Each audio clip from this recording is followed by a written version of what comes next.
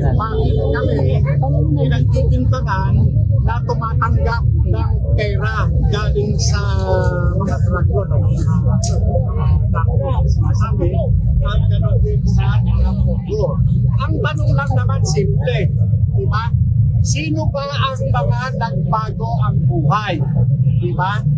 Sino yung mga naka-bulletproof ngayon? Sino yung mga nagsusuot ng mga milyong-milyong halaga ng alahas? Sino yung mga nagsusuot ng mga haling mga accessories?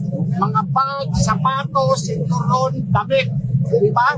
Kung ikaw ay naglilingkod sa taong bayan, nagseservisyo ka, dapat marunong kang mahiya, di ba?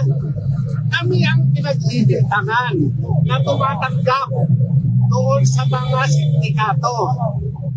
Hindi kaya kayo, yung sinasabi ninyong kami ay tagapagtanggol ng mga narko at saka ng mga pogo, hindi kaya kayo ang mga narco-politician, di ba? Tignan ninyo yung mga sarili nyo.